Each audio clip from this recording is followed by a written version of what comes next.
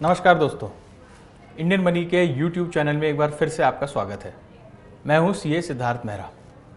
दोस्तों, कल रात को मेरे एक दोस्त ने मुझे फ़ोन करके पूछा कि एक मकान खरीदते समय या एक घर खरीदते समय हमें किन बातों का ध्यान रखना चाहिए। वो कुछ प्रॉपर्टी खरीदने की सोच रहा है, मुंबई में रहता है वो।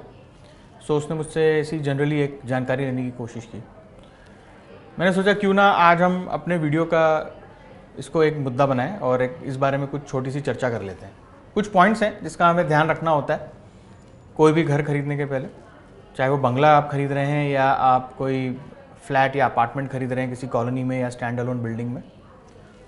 सो जल्दी से डिस्कस कर लेते हैं कुछ पॉइंट्स। सबसे पहला, कन्वीनियंस। जी हाँ, आप अपना घर कहाँ खरीद रहे हैं, किस लोकेशन में खरीद रहे हैं, वहाँ के आसपास की व्यवस्था क्या है, आसपास किस तरह के लोग रहते हैं, आसपास मार्केट्स हैं कि नहीं, या फिर स्कूल्स, हॉस्पिटल्स, ये सारी ज़रूरत की चीज़ें कितनी आसानी से उपलब्ध हैं आपके इलाके में, इस बात की जानकारी रखना बहुत ज़रूरी है और इस बात का होना भी बहुत ज़रूरी है। क्योंकि आप जो घर खरीद रहे हैं वहाँ पे आप रहेंगे और अपनी ज़्यादातर अपनी पूरी बची हुई ज़िंदगी तक, अपने जीवन काल तक आप वहाँ रहेंगे। तो आप कोई ऐसी आइसोलेटेड जगह पे ना चले जाएं जहाँ पे कुछ है ही नहीं। इसलिए एक ऐसी जगह जो हर लिहाज से कन्वीनियंट हो, जितना ज़्यादा हो सके। अब हर जगह सब कुछ अवेलेबल नहीं हो सकता, बट जितना ज़्यादा हो सके उतनी कन्वीनियंस के बारे में आप देखिए। अब आप घर खरीद रहे हैं तो जाहिर सी बात है, या ज़्यादातर मामलों में लोन भी लेंगे। लोन लेंगे तो उसके लिए ईएमआई भी भरना पड़ेगा। अगर ईएमआई भरना है तो वो कितना होना चाहिए? अमूमन 30 से 40% जो भी आपकी इनकम है उसका 30 से 40% तक का ही हिस्सा ईएमआई के लिए यूज़ होना चाहिए। उससे ज़्यादा होगा तो फिर आप पे प्रेशर आ जाएगा अपने बाकी खर्चों को संभालने के लिए। 30 से 40% एक सही आंकड़ा होता है। आगे जाके अगर सैलरी बढ़ती है या आपकी इनकम बढ़ती है तो उस हिसाब से आप उसको चेंज कर सकते हैं, एडजस्ट कर सकते हैं, बट किसी भी हालत में 30-40% से ज़्यादा नहीं होना चाहिए। क्योंकि अब ईएमआई भरना है यानी लोन लेना है। लोन लेने का मतलब है कि आपको ये चेक करना होगा कौन से बैंक्स किस टाइप की स्कीम्स लेके आए हैं, क्या उनके इंटरेस्ट रेट्स हैं, आपके लिए क्या फ़ायदेमंद रहेगा, और दूसरे जो पॉइंट्स होते हैं उसमें आपको क्या लाभ हो सकता है, लोन की अवधि, ईएमआई कितना बनने वाला है, प्री पेमेंट के बारे में क्या बोला जाएगा, ये सारे पॉइंट्स आप याद रखिए। और सबसे ज़रूरी बात, घर खरीदने के पहले आप ये भी चेक कर लीजिए कि आपकी एलिजिबिलिटी क्या है। ये ना हो कि आपने टोकन मनी दे दिया, एग्रीमेंट साइन करने चल दिए आप, और बाद में पता चल रहा है कि बैंक ने आपका लोन ही डिक्लाइन कर दिया है एलिजिबिलिटी के कारण। कोई भी छोटे मोटे कारण भी हो सकते हैं जो पहली सूरत में रिजेक्ट हो जाएगा।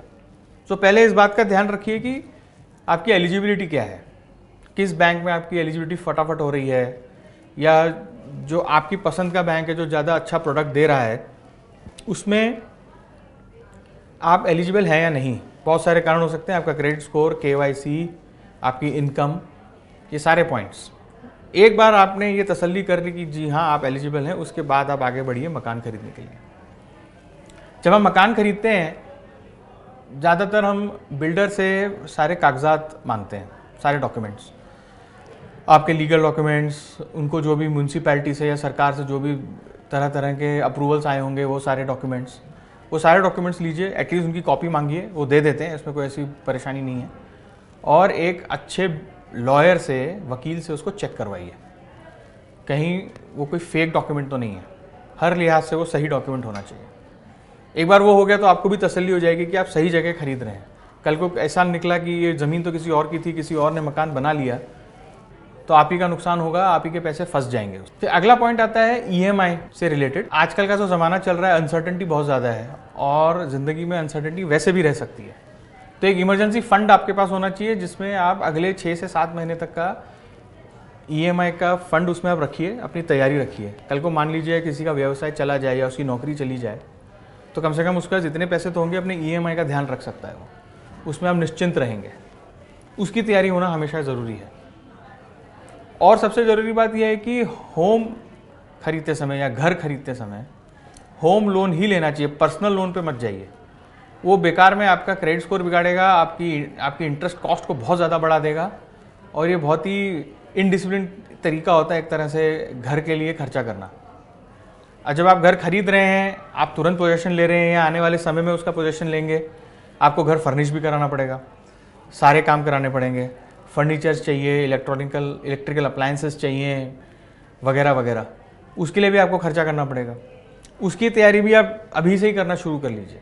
मान लीजिए आपको 3 साल बाद पोजेशन मिलने वाला है, अभी से ही थोड़ा थोड़ा फंड अगर आप तैयार रखेंगे तो उस समय आसानी हो जाएगी। हालांकि लोन होम इम्प्रूवमेंट के नाम पे भी मिलता है, इसके लिए भी मिल सकता है, बट अगर अपनी तैयारी रहे तो ज़्यादा अच्छा रहता है। इसके बाद आता है पॉइंट, घर खरीदते समय ओवर स्ट्रेच मत करिए अपने बजट को। मान लीजिए आपका बजट 1 करोड़ रुपए का है, तो 1 करोड़ 10 लाख, 1 करोड़ 20 लाख तक बात समझ में आती है। अगर आप खर्च कर रहे हैं तो आप अपने आप को खींच रहे हैं, यहाँ वहाँ से पैसा मांग रहे हैं, शायद थोड़ा लोन और ले लेंगे। लेकिन अभी आपकी कैपेसिटी केवल 1 करोड़ की है, अब आप खरीदना चाहते हैं 1.5 करोड़ का, 2 करोड़ का, वो कभी मत करिएगा। आप कितने बड़े फाइनेंशियल क्राइसिस में पड़ जाएंगे आप खुद समझ सकते हैं। कहाँ से चुकाएंगे इतना सारा पैसा, अनलेस कि आपके पास पक्की जानकारी है कि आने वाले समय में आपको कोई बहुत बड़ी रकम मिलने वाली है। यदि ऐसा नहीं है तो आपका जो भी बजट है उसके आसपास ही रहिए, बहुत ज़्यादा स्ट्रेच मत करिए। इसके बाद पॉइंट आता है बिल्डर्स, बहुत सारे बिल्डर्स स्कीम्स निकलते हैं। आपको इस स्कीम्स को ध्यान से पढ़ना है, इसके फाइन प्रिंट को समझना है, इसमें फंसना नहीं है। ऐसी स्कीम्स आती हैं कि अभी आप 5% भरिए, 3 साल बाद बाकी का 95% भरिए, ऐसा कोई ना कोई रेशियो चलता रहता है। या आपको गोल्ड कॉइन मिल जाएगा, या घर में एसी फ्री मिल जाएगा, वो सब ठीक है, लेकिन आपको ये चेक करना है कि बिल्डर कौन है, उसकी रेपुटेशन क्या है, क्वालिटी ऑफ वर्क कैसा है। अगर आपको लगता है कि अभी 5% दे देते हैं, बात फंस गई तो फंस गई, देखा जाएगा, लेकिन आपका समय का तो लॉस हुआ। पैसे आपके केवल 5% फंसे, लेकिन आपका समय का तो लॉस हुआ। तब तक मकान की कीमत और जगह वैसे ही बढ़ चुके होंगे। और आखिर में सबसे ज़रूरी बात, बहुत लोगों का ये मानना है कि मेरे लिए मेरा सबसे बड़ा इन्वेस्टमेंट मेरा घर है। ऐसा नहीं है। लोग सारा का सारा पैसा अपने घर में लगा देते हैं। इसमें होता क्या है, आपकी लिक्विडिटी खत्म हो जाती है, कैश फ्लो रुक जाता है। कल को कोई इमरजेंसी आपके ऊपर आ पड़ी तो आप खर्च कैसे उठाएंगे, पैसे कहाँ से लाएंगे। अब मकान को तो टुकड़ों टुकड़ों में आप बेच नहीं सकते। इसलिए मकान खरीदते समय ये इस बात का भी ध्यान रखिए कि आपके पास ये सब करने के बाद लिक्विडिटी कितनी रहेगी, कैश कितना रहेगा, बैंक में पैसे कितने रहेंगे दूसरे खर्चे निकालने के लिए, दूसरी ज़रूरतों को पूरा करने के लिए। हमारे फाइनेंशियल फ्रीडम ऐप में यही सारी चीज़ें समझाई गई हैं, बहुत अच्छे से और डिटेल में आपको पूरी जानकारी मिलेगी। इसलिए मैं उम्मीद करता हूँ कि आप इस ऐप को डाउनलोड करेंगे। ये प्ले स्टोर और iOS दोनों जगह उपलब्ध है। इसको सब्सक्राइब करेंगे, अगर स्क्रीन पे लिखे मेरे कोड को यूज़ करेंगे एस मेहरा, तो आपको उसमें छूट भी मिलेगी 2000 रुपये तक की। अब तो हमारे पास छोटे साइज़ के भी प्लान आ गए हैं। 2 दिन के लिए 99 रुपये का प्लान, 15 दिन के लिए 499 रुपये का प्लान। आप ढंग से अपनी तसल्ली कर सकते हैं और उसके बाद आप लंबी अवधि का प्लान खरीद सकते हैं। अगर आपको मेरा वीडियो पसंद आया, इसे लाइक करिए, शेयर करिए। आपसे दोबारा मिलूंगा। बहुत बहुत धन्यवाद।